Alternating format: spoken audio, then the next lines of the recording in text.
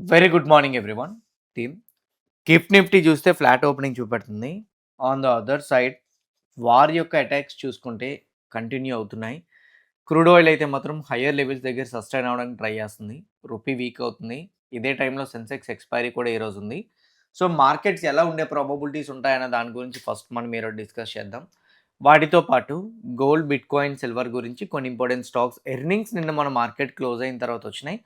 వాటి గురించి డిస్కస్ చేద్దాం. వీడియో అయితే మాత్రం ఎండింగ్ వరకు చూడండి. వీడియో చూస్తునేటప్పుడు ఏ పాయింట్ ఆఫ్ వ్యూలో అయినా గానీ, నేను మా టీమ్ మీకు ఎఫర్ట్స్ పెట్టామనుకుంటే డెఫినిట్‌గా వీడియోని లైక్ చేయండి. ఛానెల్‌ని ఇంకా సబ్స్క్రైబ్ చేసుకోకుండా వీడియో చూస్తూ ఉంటే ఛానెల్‌ని కూడా సబ్స్క్రైబ్ చేసుకోండి. ఇదే వీడియో మీ ఫ్రెండ్స్ ఆర్ మీ రిలేటివ్స్ షేర్ చేస్తే హెల్ప్ అవుతుందనుకుంటే వాళ్ళకి కూడా షేర్ చేయండి. Now first one, last night US మార్కెట్స్‌లో ఏం జరిగిందనేది మనం మొదలుపెట్టుకుందాం. డౌ జోన్స్ 150 పాయింట్స్ పాజిటివ్‌గా క్లోజ్ అయితే, నాస్డాక్ 162 పాయింట్స్ పాజిటివ్‌గా క్లోజ్ అయింది. సమ్‌వాట్ న్యూట్రల్ విత్ పాజిటివ్‌గా 2 ఇండెక్సెస్ కూడా మనకి క్లోజ్ అయినట్టు కనపడుతున్నాయి. యూరోపియన్ మార్కెట్స్ చూసుకుంటే majority of the European markets అన్నీ కూడాను నెగెటివ్‌గా క్లోజ్ అయినాయి. ఏషియన్ మార్కెట్స్ పరంగా వెళ్తే జపాన్ మార్కెట్ 3% క్రాష్ అయింది. అదర్ ఏషియన్ మార్కెట్స్ అన్నీ కూడా 0.5-0.8% నెగెటివ్ సైడ్ అయితే ట్రేడ్ అవుతున్నాయి.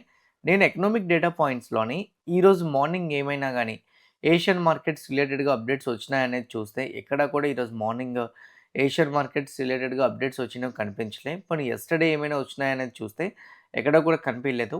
Bank of Canada interest rate decision వచ్చింది. లాస్ట్ టైమ్ ఎంతుందో ఈసారి కూడా అంతే ఉంది. సో ఆల్మోస్ట్ అంటే ఐ మీన్ న్యూట్రల్‌గానే ఇచ్చారు. సో ఇంట్రెస్ట్ రేట్స్‌ని ఏమి కూడా చేంజ్ చేయలేదు. దానికి ముందు పీపీఐ డేటా వచ్చింది. లాస్ట్ టైమ్ 0.6, ఈసారి ఎక్స్‌పెక్టేషన్ 0-0.1 -0.3 వచ్చింది. ఇది కూడా పర్వాలేదు. సో నంబర్స్ బానే వచ్చినాయి యూఎస్‌వి కూడాను. అండ్ అలానే జీడీపీ గ్రోత్ ఇవన్నీ చూసుకుంటే లాస్ట్ టైమ్‌తో కంపేర్ చేసుకుంటే ఈసారి జీడీపీ గ్రోత్ కొంచెం తక్కువ వచ్చింది. కానీ ఇది నిన్న మార్నింగ్ వచ్చింది. సో మోస్ట్‌లీ నెగెటివ్ పాయింట్స్ అయితే ఏం లేదు. But I don't know why Japan markets are crashing almost 3%. So మరి ఇండెక్స్ ఫ్యూచర్స్‌లోకి వెళ్లి చూస్తే కానీ ఒకటి గుర్తుపెట్టుకోండి. జపాన్ మార్కెట్స్‌కి, ఏషియన్ మార్కెట్స్‌కి అంతలా మనం రియాక్ట్ అవ్వం. ఓకే. ఇది కూడా ఒకటి గుర్తుపెట్టుకోండి. Now when it comes to the Dow futures -38, Nasdaq futures -30లో ట్రేడ్ అవుతుంది. యూరోపియన్ ఫ్యూచర్స్ -92లో అయితే మాత్రం ట్రేడ్ అవుతుంది. గిఫ్ట్ నిఫ్టీ అయితే మాత్రం కరెంట్‌లీ 27,071. సో 24,071. 24,071 అంటే ఆల్మోస్ట్ ఫ్లాట్ ఓపెనింగ్. ఎందుకంటే మన నిఫ్టీ 50 ఫ్యూచర్స్ కూడా యెస్టర్‌డే అలానే క్లోజ్ అయింది. ఈవెన్ ఇండెక్స్ కూడా స్పాట్ కూడా అలానే క్లోజ్ అయినట్టు మనకు కనపడుతుంది. నౌ ఏడీఆర్స్ ప్రకారంగా చూసుకుంటే అంటే మన Indian IT stocks, banking stocks కొన్ని అమెరికాలో ట్రేడ్ అవుతాయి కదా! వాటి పరంగా చూస్తే ఇన్ఫోసిస్ 0.09% నెగెటివ్‌లో క్లోజ్ అయింది. Wipro 0.00, HDFC bank 0.85%, ICICI bank 1.38%. HDFC bank, ICICI bank కొంచెం positive, IT stocks neutral. But anyhow ఏడీఆర్స్‌లో అయితే మాత్రం ఎక్కడ నెగెటివ్ కరెక్షన్ వస్తది లేదా మళ్ళీ క్రాష్ అయిపోతది. నెగెటివ్ సైడ్ మొమెంటం ఎక్కువగా కనిపిస్తది అనేటట్టు ఏడీఆర్స్ కనిపియలే. సో ఈరోజు నిఫ్టీ ఓపెన్ అవుతున్న ఫ్లాట్ ఏదైతే ఉందో దాన్ని మనం కన్సిడర్ చేసుకోవచ్చు. ఓకే. ఫ్లాట్‌లో ఓపెన్ అవుతుంది. సో పానిక్ అవ్వాల్సిన అవసరం లేదు. ఈ ఫ్లాట్ ట్రాప్ అయితే కాదని మనకు అర్థమవుతుంది. దీనివల్ల ఏంటో తెలుసా? ఫ్లాట్ ఓపెన్ అవ్వగానే ఏడీఆర్స్ అగెయిన్స్ట్‌గా ఉన్నాయనుకోండి. ఇప్పుడు ఏడీఆర్స్ అన్నీ నెగెటివ్‌గా ఉన్నాయి. నిఫ్టీ చూస్తే ఫ్లాట్‌లో ఓపెన్ అవుతుంది. అలా 2 అగెయిన్స్ట్‌గా ఆపోజిట్‌గా ఉన్నాయనుకోండి. నిఫ్టీ ఓపెన్ అవ్వగానే ఏడీఆర్స్‌కి అప్పుడు రియాక్ట్ అవుతది. సడెన్‌గా ఒక బిగ్ క్యాండిల్ డౌన్ సైడ్ కనపడతదనమాట. లేదా ఏడీఆర్స్ అన్నీ పాజిటివ్‌గా ఉన్నాయనుకోండి. గిఫ్ట్ నిఫ్టీ ఫ్లాట్‌లో చూపించిందనుకోండి. ఓపెన్ అవ్వగానే ఒక స్ట్రాంగ్ క్యాండిల్ బుల్లిష్ ట్రేడ్ ఇస్తదనమాట. ఇవి చాలామంది ఓపెనింగ్ ట్రేడ్ చేయడం కోసం ఏడీఆర్స్‌ని, గిఫ్ట్ నిఫ్టీని కనెక్ట్ చేసుకొని చూస్తారు. అందుకే ఆ 2 కనెక్ట్ చేసి నేను మీకు చెప్తూ ఉంటాననమాట. Okay. Now when it comes to the Indian rupee 96.532కి వెళ్ళిపోయింది compare to USD which is an very negative. యాక్చువల్‌గా రూపీ మళ్ళీ ఇంతలా వీక్ అవ్వడం అనేది కొంచెం నెగెటివ్‌గానే మనం కన్సిడర్ చేయొచ్చు. కమోడిటీస్‌లో క్రూడ్ చూస్తే 85.26 హయ్యర్ సైడ్ లెవెల్స్ హోల్డ్ చేస్తుంది. సో అండ్ గోల్డ్ పరంగా చూసుకుంటే 0.35% నెగెటివ్. సిల్వర్ ఏమో 0.14% నెగెటివ్. గోల్డ్ అండ్ సిల్వర్ పరంగా చూసుకుంటే కరెంట్‌లీ 2 కూడా నెగెటివ్‌లో ట్రేడ్ అవుతున్నాయి. Brent oil, crude oil, WTI 2 కూడా లిటిల్ బిట్ పాజిటివ్‌లో ట్రేడ్ అవుతున్నట్టయితే మాత్రం మనకు కనపడుతున్నాయి. నౌ ఏదైతే క్రూడ్ హయ్యర్ సైడ్ హోల్డ్ అవుతుందో దానికి రీజన్స్ ఏంటనేది మనం మాట్లాడుకుంటే యూఎస్, ఇరాన్ పరంగా వార్ ఇష్యూస్ ఇంకా ఎస్కలేట్ అవుతున్నాయి.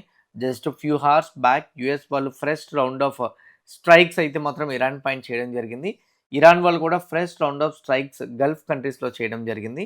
ఇప్పుడు రైట్ నౌ స్లోగా ఇరాన్ వాళ్ళైతే మాత్రం అటాక్స్ అనేది ఆయిల్ రిఫైనరీస్ మీద చేయడం మొదలుపెట్టారు. ఆయిల్ ఫెసిలిటీస్ మీద మా అటాక్స్ చేయడం మొదలుపెట్టారు. ఒకవేళ గాని ఇది కంటిన్యూ అయితే మాత్రం గల్ఫ్ కంట్రీస్‌లో ఉన్న ఆయిల్ ఇన్‌ఫ్రాస్ డిస్టర్బ్ అవుతాయని జెప్పి, మోస్ట్‌లీ డ్యామేజ్ అవుతాయి. అవి రీకన్‌స్ట్రక్ట్ చేయడానికి ఎక్కువ టైం పడతదని జెప్పి, ఒక పక్క గల్ఫ్ కంట్రీస్ అయితే మాత్రం అఫీషియల్‌గా చెప్తున్నాయి. దీన్ని కంట్రోల్ జేయడానికి యూఎస్ వాళ్ళు మోస్ట్‌లీ పీస్ డీల్ కోసం ముందుకొస్తారా? లేదా? అనేది ఇప్పుడు రైట్ నౌ మార్కెట్‌లో ఒక బిగ్ ఎక్సైట్‌మెంట్‌గా అయితే మాత్రం క్రియేట్ అయింది.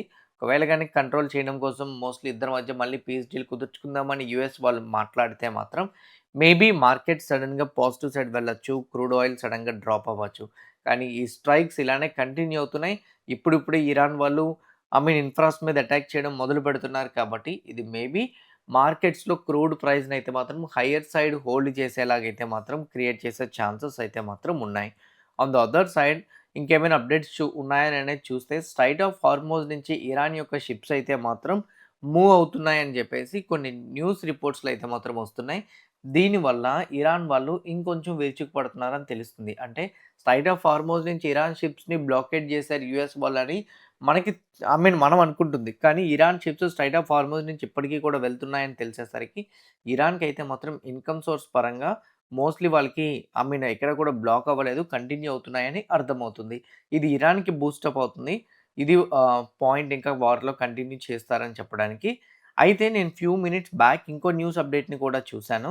గోల్డ్‌మ్యాన్ సాక్స్ వాళ్ళు చెప్తున్న దాని ప్రకారంగా అయితే మాత్రం ఇప్పుడు యుద్ధం జరుగుతున్నా కూడానా గల్ఫ్ యొక్క ఆయిల్ ఎక్స్‌పోర్ట్స్ కరెంట్‌లీ అంటే పైప్‌లైన్స్ ఆయిల్ ఎక్స్‌పోర్ట్ చేసే పైప్‌లైన్స్ ఉంటాయి కదా! అది 2027కి 45% పెరుగుతాయంట. ఇప్పుడున్న వాటితోటి కంపేర్ చేసుకుంటే.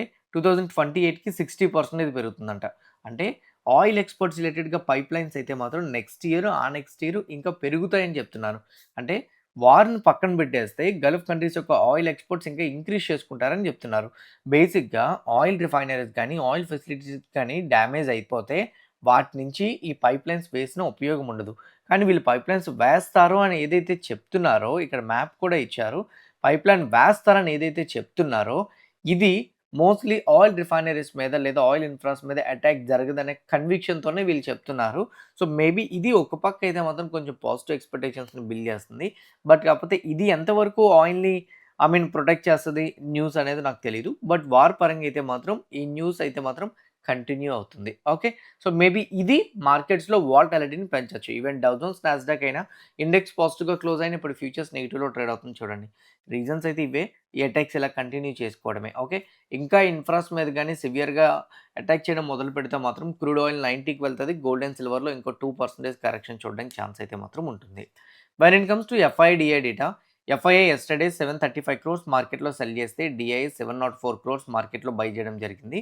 వాళ్ళు ఎఫ్&ఓలో బిల్ చేసిన డేటా పరంగా చూసుకుంటే, FII index futures side yesterday అయితే మాత్రం అగ్రెసివ్‌గా యాడ్ చేయలేదు. అలా అని షార్ట్ కవరింగ్ కూడా చేయలేదు. కేవలం 1% పొజిషన్స్‌ని షార్ట్ కవరింగ్ చేశారు. కానీ ఇండెక్స్ ఆప్షన్స్‌లో హ్యూజ్ వేలో నెగెటివ్ సైడ్ పొజిషన్స్ అంటే బీరిష్ సైడ్ పొజిషన్స్ ఎక్కువగా ఫార్మ్ చేశారు. ప్రొప్రైటరీ ట్రేడర్స్ అయితే మాత్రం index futures side mild bullish maintain చేస్తున్నారు. ఇండెక్స్ ఆప్షన్స్ సైడ్ అయితే మాత్రం లిటిల్ బిట్ పొజిషన్స్‌ని షార్ట్ కవరింగ్ చేసినట్టు కనపడుతుంది. ప్రొప్రైటరీ ట్రేడర్స్ ఆప్షన్స్‌లో షార్ట్ కవరింగ్ చేస్తే ఇండెక్స్ మాత్రం ఎఫ్ఐ అయితే మాత్రం ఇండెక్స్ ఫ్యూచర్స్‌లో లిటిల్ బిట్ పొజిషన్స్‌ని ఇంకా హోల్డ్ చేస్తున్నట్టు కనపడుతుంది. వీళ్ళకి ఒక్క న్యూస్ చాలు ఈ పొజిషన్స్ అన్నీ కూడా షార్ట్ కవరింగ్ చేయడానికి. బట్ మార్కెట్స్ అయితే మాత్రం ఈ న్యూస్ అప్డేట్స్ ఎప్పుడొస్తాయని వెయిట్ చేస్తున్నాను అనుకుంటున్నా.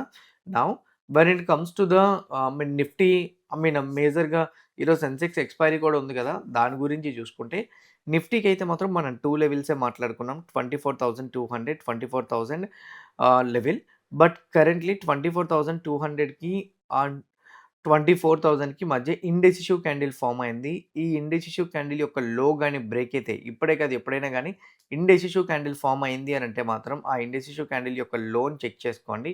ఆ లో గాని బ్రేక్ అయితే మాత్రం మార్కెట్‌లో ఫర్దర్‌గా కరెక్షన్ రావడానికి ఛాన్సెస్ ఉంటాయి. If it breaks 24,000 then we can expect a fall up to 23,800.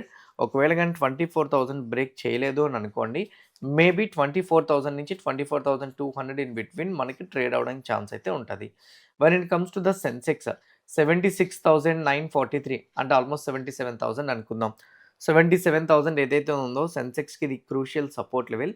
Anything ఈ 77,000 సపోర్ట్ లెవెల్ గాని బ్రేక్ చేస్తే స్లోగా మనం 76,500 వరకు ఫాల్ చూస్తాం. బట్ ఈ 77,000 గాని డౌన్ సైడ్ బ్రేక్ అవ్వకపోతే సెన్సెక్స్‌లో కూడాన ఒక రేంజ్ ఏదైతే లాస్ట్ ఫ్యూ డేస్ నుంచి ఫార్మ్ చేయడానికి ట్రై చేస్తుందో రెసిస్టెన్స్ లెవెల్ 77,600. సో 77,000 నుంచి 77,600 రేంజ్‌లోనే మోస్ట్‌లీ సెన్సెక్స్ కూడా ట్రేడ్ అవ్వడానికి ప్రాబబిలిటీస్ అయితే మాత్రం ఉన్నాయి. Now when it comes to the bank Nifty 57,270, 50 mean 8,200. So ఈ రేంజ్‌లో బ్యాంక్ నిఫ్టీ కూడా ట్రేడ్ అవ్వచ్చు. రేంజెస్ ఎందుకు చెప్తున్నానంటే మార్కెట్ డైరెక్షన్ ఇవ్వలేనప్పుడు ఆ రేంజెస్‌లో మీరు సపోర్ట్ లెవెల్ టచ్ అయ్యి బౌన్స్ అవుతుంటే అప్ సైడ్ స్వింగ్ ట్రేడ్ తీసుకోవచ్చు. రెసిస్టెన్స్ లెవెల్ దగ్గర నుంచి రివర్స్ అవుతుంటే డౌన్ సైడ్ స్వింగ్ తీసుకోవచ్చు. ఇలా స్వింగ్స్‌నైనా గానీ మైనర్ ట్రేడ్స్‌ని క్యాప్చర్ చేసుకోగలుగుతారని నేను మీకు అప్డేట్స్‌ని ఇస్తున్నా. When it comes to the Fin Nifty 26,550 important support level. Currently 26,550 ఏదైతే ఉందో ఈ సపోర్ట్ లెవెల్ బ్రేక్ చేయడానికి ఫిన్ నిఫ్టీ ట్రై చేస్తుంది. ఇంకా బ్రేక్ చేయలేదు. బ్రేక్ చేస్తే మాత్రం ఫర్దర్‌గా మనం డిక్లైన్ చూడడానికి ఛాన్స్ ఉంటుంది. ఒకవేళ అది బ్రేక్ చేయకపోతే 26,550 నుంచి 26,886 ఈ రేంజ్‌లోనే ఈ 200 పాయింట్స్ రేంజ్‌లో ఫిన్ నిఫ్టీ కూడా కనిపించే ప్రాబబిలిటీస్ అయితే మాత్రం ఉన్నాయి. సో రేంజెస్ క్రాస్ అయితేనే ఈరోజు మార్కెట్‌లో మొమెంటం కనపడతది. లేకపోతే వాలటైల్ మొమెంటమే మనం చూడడానికి ఛాన్స్ అయితే మాత్రం ఉంటుంది. నౌ ఫైనల్లీ బిట్‌కాయిన్ పరంగా చూసుకుంటే యెస్టర్‌డే 65,500 మనం అనుకున్న రెసిస్టెన్స్ లెవెల్ ఎగ్జాక్ట్‌గా ట్రిగ్గర్ చేసి అక్కడి నుంచి అయితే మాత్రం డిక్లైన్ అయింది. 64,600 దగ్గర యాస్ ఆఫ్ నౌ అయితే మాత్రం బిట్‌కాయిన్ ట్రేడ్ అవుతుంది. ఎనీథింగ్ ఈ రెసిస్టెన్స్ లెవెల్ గాని ఫర్దర్‌గా బ్రేక్ చేయగలిగితే మనం స్ట్రాంగ్ మొమెంటం ఎక్స్‌పెక్ట్ చేయొచ్చు. ఒకవేళ గాని బిట్‌కాయిన్ 65,500 లెవెలే గాని బ్రేక్ చేయలేకపోతే మాత్రం మేబీ మనం వచ్చేసరికి స్ట్రాంగ్ బ్రేక్‌ఔట్ మొమెంటం చూడడానికి తక్కువ ఛాన్సెస్ ఉంటాయనేది నా ఒపీనియన్. 165,500 బ్రేక్ అయితే మనం 71,000 వరకు చూడొచ్చు. లేకపోతే ఈ వీక్‌లో మోస్ట్‌లీ సండే వరకు ఇక్కడ కన్సాలిడేషన్ అయ్యి సో సండే బ్రేక్‌ఔట్ ఇచ్చిద్దు. లేదనుకుంటే మాత్రం స్లోగా డిక్లైన్ అయ్యి 62,000ని మళ్ళీ సపోర్ట్ లెవెల్‌గా తీసుకొని లేదా 60,000ని సపోర్ట్ లెవెల్‌గా తీసుకొని క్విక్ బౌన్స్ చూడడానికి ఛాన్సెస్ అయితే మాత్రం ఉంటాయి. When it comes to the gold. So bitcoin currently recovery అవ్వడానికి ట్రై చేస్తున్నా. గోల్డ్ రికవరీ అవ్వకపోవడానికి మళ్ళీ కూడా ఫియర్ స్టార్ట్ అయింది. ఈ crude oil higher side levels hold అవ్వడంతోటి. అందుకే గోల్డ్‌లో స్లోగా మనం డిక్లైన్ అయితే మాత్రం చూస్తున్నాం. నాకు తెలిసి 4,100 నుంచి 3,965 ఈ రేంజ్‌లోనే గోల్డ్ ఐ మీన్ ఈ అటాక్స్ కంటిన్యూ అయినంత వరకు ఈ రేంజ్‌లోనే ఉంటదని నేనైతే అనుకుంటున్నా. When it comes to the silver, silver కూడానా అటాక్స్ కంటిన్యూ అవుతున్నాయి కాబట్టి సిల్వర్‌లో కూడా కొంచెం వీక్‌నెస్ కనపడుతుంది. బట్ ఎక్కువ ఫాల్ మీరు చూడాలనుకుంటే మాత్రం 57 లెవెల్ చూడండి. ఆల్మోస్ట్ బ్రేక్ చేయడానికి రెడీగా ఉంది. స్ట్రాంగ్ క్యాండిల్‌తో బ్రేక్ చేస్తే మాత్రం 50 వరకు ఫాల్ అయిన సిల్వర్ మనం ఆశ్చర్యపోవాల్సిన అవసరం అయితే లేదు. ఇది మేజర్‌గా ఉన్న అప్డేట్స్ అయితే. గోల్డ్, సిల్వర్, బిట్‌కాయిన్ వాటితో పాటు యూఎస్ స్టాక్స్‌లో కూడా మీరు ట్రేడ్ చేసుకుందాం అనుకుంటే మాత్రం అంటే యూఎస్ స్టాక్స్‌లో కూడా ఇన్వెస్ట్‌మెంట్ చేసుకోవడానికి ఛాన్స్ ఉంటది కదా! సో, దానికోసం చాలామంది వేరే వేరే డీమాట్ అకౌంట్స్ ఓపెన్ చేస్తారు. కానీ యూఎస్ స్టాక్స్‌లో కూడా మీరు ఇన్వెస్ట్‌మెంట్ చేసుకుందాం అనుకుంటే సో, మీరు కింద నేను లింక్ పిన్ చేసి పెట్టిన డెల్టా ఎక్స్‌చేంజ్ ఏదైతే ఉందో ఆ లింక్ క్లిక్ చేసి అకౌంట్ ఓపెన్ చేసుకోండి. డెఫినిట్‌గా మీకు అకౌంట్ ఓపెన్ చేసుకున్న తర్వాత 3 బెనిఫిట్స్ ఉంటాయి. ఒకటి లెవరేజ్ ఉంటుంది మీకు ట్రేడ్ చేసుకోవడానికి. 2 వచ్చేసరికి మీకు ఎక్స్‌పైరీ ఉండదు. 24/7 మీరు ట్రేడ్ చేయొచ్చు. ఇంకా ఎవరైనా అకౌంట్ ఓపెన్ చేయకపోతే కింద నేను పిన్ చేసిన లింక్ ఏదైతే ఉందో ఆ లింక్ క్లిక్ చేసి అకౌంట్ ఓపెన్ చేసుకోండి. మీకైతే హెల్ప్ అవుతుంది. నౌ స్టాక్స్ పరంగా చూసుకుంటే కొన్ని ఇంపార్టెంట్ స్టాక్స్ అన్నాను కదా! ఆ స్టాక్స్ పరంగా మనం చెక్ చేసుకుంటే ఎర్నింగ్స్ పరంగా చూసుకుంటే హిమాద్రి స్పెషాలిటీ కెమికల్ ఎర్నింగ్స్ వచ్చినాయి. నెట్ ప్రాఫిట్ 26% ఇయర్ ఆన్ ఇయర్‌లో పెరిగితే రెవెన్యూ 28% పెరిగింది. ఎబిటా 17.6 మార్జిన్స్ 20% పెరిగినాయి. అదర్ ఇన్‌కమ్ 56 క్రోర్ వచ్చింది. ఇయర్ ఆన్ ఇయర్‌లో కొంచెం అదర్ ఇన్‌కమ్ ఎక్కువ చూపెడుతుంది. అది ఎందుకు వచ్చిందనేది కూడా మనం చెక్ చేసుకోవాలి. అయితే ఈ అదర్ ఇన్‌కమ్ ఏవైనా అసెట్స్ సెల్ చేయడం వల్ల వస్తే మాత్రం ఈ ప్రాఫిట్స్‌కి మార్కెట్ రియాక్ట్ అవ్వకపోవచ్చు. అట్లానే వీళ్ళకి సూపర్ స్పెషాలిటీ కార్బన్ బ్లాక్‌ని మ్యానుఫ్యాక్చరింగ్ కోసం 170 క్రోర్ అప్రూవ్ అయిందని, అంతేకాదు కెపాసిటీ ఎక్స్‌పాన్షన్ కోసం 128 క్రోర్ దాంతో పాటు కార్బన్ నానో ట్యూబ్స్ ఫెసిలిటీ కోసం 70 క్రోర్స్ వీళ్ళకి అప్రూవ్ అయ్యాయని చెప్తున్నారు. ఈ క్యాపెక్స్ అప్రూవల్స్ అయితే మాత్రం పాజిటివ్‌గా తీసుకోవచ్చు. ఈ అదర్ ఇన్‌కమ్ దేని ద్వారా వచ్చిందనే దాన్ని బట్టి ఈ స్టాక్ ఈరోజు రియాక్ట్ అవ్వడానికి ఛాన్స్ ఉంటది. HDFC life insurance double digit గ్రోత్‌తో నంబర్స్ అయితే వచ్చినాయి. కొన్ని సింగిల్ డిజిట్ కూడా ఉన్నాయి. మిక్స్‌డ్‌గా అయితే మాత్రం వచ్చినట్టు మనకు కనపడుతుంది. ఏంజిల్ వన్ స్టాక్ ఈరోజు నెగెటివ్ సైడ్ కరెక్షన్ అయ్యే ఛాన్స్ ఉంది. ఎందుకంటే నెట్ ప్రాఫిట్ 27% డిక్లైన్ అయింది. రెవెన్యూ 2%, ఎబిటా 19% డిక్లైన్ అయింది. మార్జిన్స్ 33.9% డ్రాప్ అయింది. ఏంజిల్ వన్ యొక్క కమోడిటీ మార్కెట్ షేర్ గ్రో కన్నా తగ్గిపోయింది. అంటే గ్రోత్ దీనికన్నా ఇప్పుడు పెరిగింది. ఇది ఏంజెల్ వన్‌కి నెగెటివ్, గ్రోకైతే మాత్రం పాజిటివ్. హెచ్‌డిఎఫ్‌సి ఫైనాన్షియల్ సర్వీసెస్ యొక్క నంబర్స్‌లో నెట్ ప్రాఫిట్ 38% పెరిగినాయి. రెవెన్యూ 10.6% పెరిగితే, లోన్ డిస్బర్స్‌మెంట్స్ అయితే మాత్రం 16.2% పెరిగింది.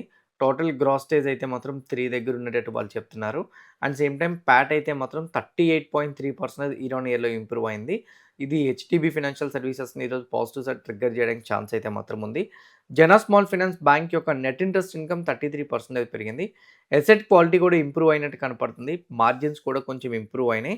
సో, మరి చూడాలి ఈరోజు ఎలా రియాక్ట్ అవుతదనేది. ICICI Lombard numbers net profit 46% decline అయితే, ఎంఆర్‌పీఎల్ యొక్క నెట్ ప్రాఫిట్స్ అయితే మాత్రం ఆల్మోస్ట్ 8 టైమ్స్ పెరిగింది. ఇది కొంచెం ఫోకస్ చేయండి. And on the other side important stocks పరంగా చెక్ చేసుకుంటే, బ్యాంక్ నిఫ్టీని ఇంపాక్ట్ చేసేంత స్టాక్స్ అయితే మాత్రం ఏం లేవు. హెచ్‌డిఎఫ్‌సి బ్యాంక్‌దైతే మాత్రం రాజీవ్ కుమార్ గారిని పార్ట్ టైమ్ చైర్మన్‌గా 3 ఇయర్స్ టర్మ్‌కి అపాయింట్ చేయడానికి ఆర్‌బీఐ వాళ్ళు అప్రూవల్ ఇచ్చారని చెప్తున్నారు. ఇది హెచ్‌డిఎఫ్‌సి బ్యాంక్‌కి కొంచెం న్యూస్‌లో ఉన్న డేటా పాయింట్ కాబట్టి మనం కన్సిడర్ చేసుకోవచ్చు. On the other side GMR airports యొక్క బిజినెస్ అప్డేట్‌ని ఇచ్చారు. జూన్ ట్రాఫిక్ డేటాలో 0.3% డ్రాప్ అయిందని చెప్తున్నారు. దాన్ని న్యూట్రల్ అనుకోవచ్చు.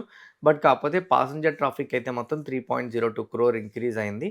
అది పాజిటివ్‌గా తీసుకోవచ్చు. ఢిల్లీ ఎయిర్‌పోర్ట్ అయితే మాత్రం 2.04 క్రోర్ అయితే మాత్రం పాసెంజర్ ట్రాఫిక్ వెళ్ళింది. This is an record high అని కూడా చెప్తున్నారు. 6.9% ఇయర్ ఆన్ ఇయర్‌లో గ్రోత్ వచ్చిందని చెప్తున్నారు. కార్గో వాల్యూమ్స్ కూడా రికార్డ్ కూడా క్రియేట్ చేశాయని చెప్తున్నారు. నాగ్పూర్ ఎయిర్‌పోర్ట్‌లో కమెన్స్డ్ ఆపరేషన్స్ మొదలైనాయని చెప్తున్నారు. భోగాపురం ఎయిర్‌పోర్ట్‌లో అయితే మాత్రం 99.7% ప్రాజెక్ట్ కంప్లీట్ అయిపోయిందని కూడా చెప్తున్నారు. ఇది జీఎంఆర్ ఎయిర్‌పోర్ట్‌కి కొంచెం పాజిటివ్‌గా మనం తీసుకునే ఛాన్స్ అయితే మాత్రం ఉంది. ఇవి మేజర్‌గా ఉన్న న్యూస్ అప్డేట్స్ అయితే మాత్రం హోప్ క్లియర్ కట్‌గా నేను ఎక్స్‌ప్లెయిన్ చేసిన న్యూస్ అప్డేట్స్, ఇచ్చిన అనాలిసిస్, సేమ్ టైమ్ కనెక్ట్ చేసిన డాట్స్ మీకు హెల్ప్ అయినాయి అనుకుంటున్నా. ఎవ్రీథింగ్ హెల్ప్ అయితే వీడియోని లైక్ చేయండి. ఛానల్ ఇంకా సబ్స్క్రైబ్ చేసుకోకుండా వీడియో చూస్తూ ఉంటే ఛానల్ కూడా సబ్స్క్రైబ్ చేసుకోండి. ఇదే వీడియో మీ ఫ్రెండ్స్ ఆర్ మీ రిలేటివ్స్ షేర్ చేస్తే హెల్ప్ అవుతుందనుకుంటే వాళ్ళకి కూడా షేర్ చేయండి. See you all today evening at 5 PM in post market analysis. All the best everyone. Bye bye.